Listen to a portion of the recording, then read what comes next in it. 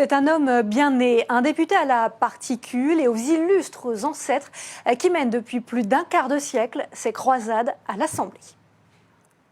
Charles de Courson, bonjour, bienvenue. Bonjour. Alors dans votre famille, ce qui est assez rare, je crois qu'il y a toujours eu un membre de votre famille à l'Assemblée depuis la Révolution. C'est exact. C'est assez incroyable. C'est exact, oui. La politique en héritage? Oui et non, enfin du côté de ma mère, pas du côté de mon père. Du côté de ma mère, effectivement, ils ont été députés, sénateurs et membres de la Constituante, vous voyez, puisque je descends de Lepelletier de Saint-Fargeau, vous voyez, en plus régicide, et première victime des royalistes qui a été assassinée le lendemain du vote de la mort du roi. Oui, vous avez un sacré héritage familial, que ce soit du côté de votre mère ou du côté de votre père, avec votre grand-père maternel qui était député du Doubs, C'est ça. résistant. C'était l'un des 80 parlementaires à refuser les Oui. pleins pouvoirs au maréchal Pétain. Oui. Il a été déporté. Vous m'avez apporté sa photo, parce que c'est quelqu'un qui compte beaucoup dans votre famille et pour vous. Oui. Vous êtes ému. Oui, parce que mon grand-père, si vous voulez, c'est d'une anomalie. C'est le seul homme de droite, le seul député de droite qui a voté contre les pleins pouvoirs à Pétain et qui a expliqué pourquoi. Pour lui, l'armistice, c'était une trahison. Nous étions alliés, il fallait continuer le combat. Voilà, comme l'ont fait tous les peuples démocratiques d'Europe occupés par les nazis, sauf un, la France. Il était l'un des soutiens de Reynaud. Reynaud, il s'en est fallu de quelques jours pour que l'ensemble du Parlement parte à Alger, dans le fameux Massilia, et que continue le combat. L'armée française n'était pas totalement détruite, la marine était intacte, une partie de notre aviation et une partie de nos troupes qui n'étaient pas au front. Donc on pouvait continuer le combat.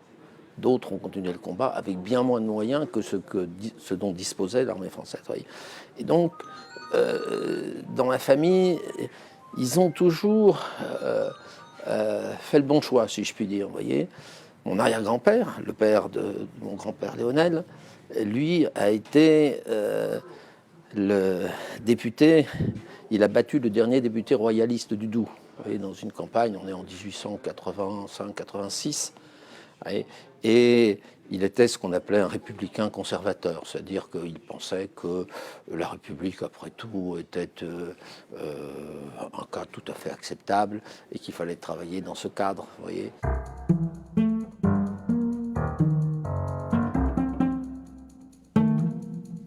Le point essentiel, c'est le 9 juillet 40, vous voyez. Mon grand-père était membre de la commission de la réforme constitutionnelle, ils étaient une vingtaine.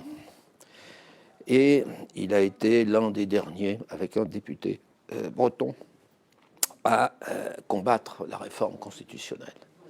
Et à la sortie, Laval l'attendait. Et Laval l'a menacé. En disant, Monsieur le Marquis, j'apprends que vous êtes hostile à cette réforme. Ceci pourrait vous coûter cher si vous continuez à vous y opposer dans vos intérêts, notamment industriels. Il lui répondait, Monsieur, c'est une question d'honneur. Je ne céderai jamais. Quel qu'en soit le coût, pour moi ou pour mes ouvriers, et de tourner le talon.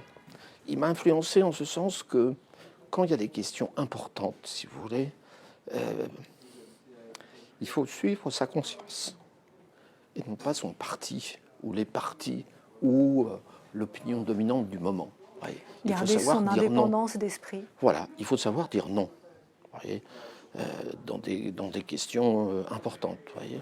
Et c'est un peu la leçon que j'ai tirée de la vie politique de mon grand-père. Voilà.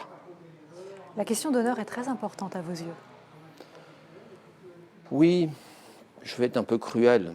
Dans la vie politique, il y a 30 gens qui en fait n'ont aucune conviction et dont la seule stratégie, c'est la stratégie de survie. Je leur dis toujours, ça vous a certainement réussi, vous n'avez qu'à voir, sur les 40 dernières années, toutes les majorités ont pratiquement été battues systématiquement, sauf une fois et encore par hasard, vous voyez, depuis 80. Alors soyez courageux, tenez bon sur vos convictions et ne vous laissez pas embarquer par les courants du moment, voyez.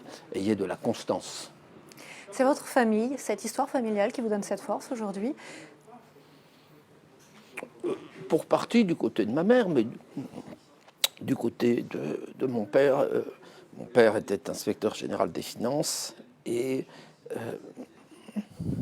il a été l'un des tout premiers résistants, puisqu'il est rentré dans les réseaux anglais de résistance dès octobre 40. Ouais. Et parmi les premiers parachutages d'armes ont lieu chez ma grand-mère. Et mon père s'est battu, comme mon grand-père d'ailleurs, pendant la drôle de guerre. Vous savez, on a dit que les Français ne se sont pas battus, ils sont effondrés, ils se sont sauvés. Pas du tout. Mon père s'est battu pendant 21 jours. Il était artilleur, jour et nuit. Il a été encerclé. Il a réussi à rompre l'encerclement. Il ne s'est jamais rendu. Et mon grand-père, même chose. Il a été encerclé dans l'île lors de l'attaque allemande. Il a eu cette phrase extraordinaire. « J'ai passé l'âge de me rendre ». Et il a regagné Dunkerque. Il a réussi à embarquer. Il s'est retrouvé en Angleterre. Vous êtes encore très sensible aujourd'hui quand vous évoquez cette histoire familiale. Oui, vous voyez, mon père n'aurait jamais dû survivre. Les résistants de fin 40, il n'y en avait pratiquement plus à la Libération. Ils avaient tous été tués. Elle est importante, cette histoire, à transmettre. Oui, je pense pour expliquer que la politique, c'est pas les petites phrases. C'est pas tout ce qu'il y a d'horrible dans la vie politique, les petites phrases, les coups foireux, etc. Vous voyez, moi j'ai horreur de ça. C'est d'avoir un certain nombre de valeurs et de convictions sur lesquelles on tient. Vous voyez, on ne cède pas au premier coup de torchon venu, vous voyez, et on essaie de se battre pour expliquer pourquoi il faut adopter telle position à temps ou à contre-temps. Il y a des moments où c'est facile, il y a des moments où c'est plus difficile. Il faut tenir bon.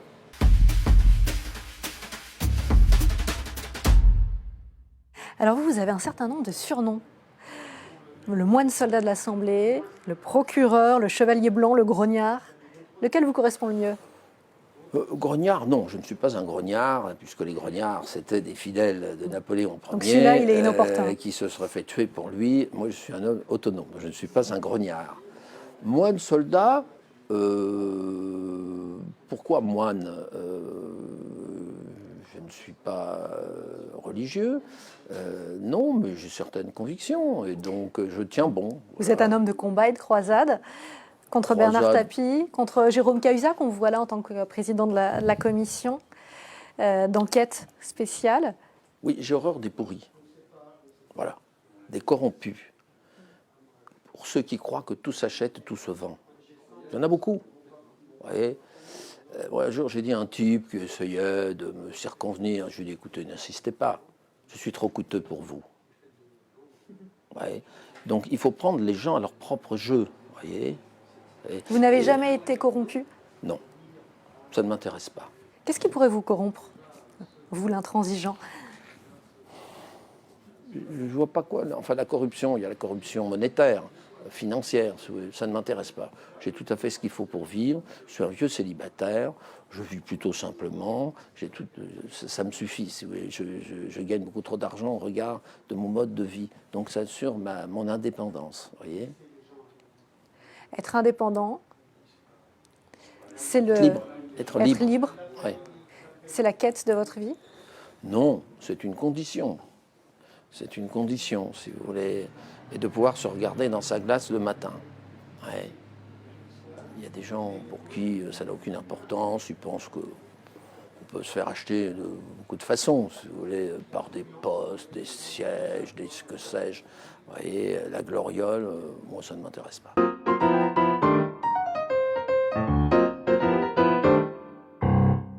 Vous suivez toujours votre propre boussole. Et c'est Oui. chez les centristes que vous êtes le mieux? Bien sûr, parce qu'on est libre. on est libre, on est équilibré, on écoute tout le monde. On n'est pas des gens qui disent ah les affreux, ouais, l'extrême gauche qui pense que tous les gens de droite ou du centre sont des affreux vendus, etc. Voilà, au grand capital ou je ne sais pas quoi. Ouais, enfin, tout ça me fait rire. Vous avez dit un jour, la vie politique, c'est comme un western.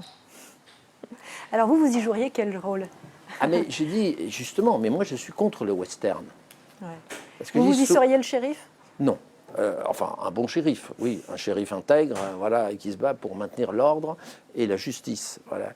Mais pourquoi j'avais dit ça? J'avais dit ça parce que j'ai dit j'en ai marre. Hein. Aujourd'hui, parce que je suis dans l'opposition, je suis les Indiens et vous jouez les cow-boys, et puis demain, ça sera la même chose, parce que et demain vous serez les Indiens. Donc n'oubliez jamais que vous serez un jour dans l'opposition. Parce que beaucoup de majorités croient qu'ils sont là pour l'éternité. Je lui dis, mais attendez, vous ignorez toute l'histoire politique. Vous n'êtes pas lassé de cette vie politique? Vous ne vous êtes jamais marié? Non, parce que je n'ai pas trouvé la femme de ma vie. Parce que la femme de votre vie, c'est la politique? Non.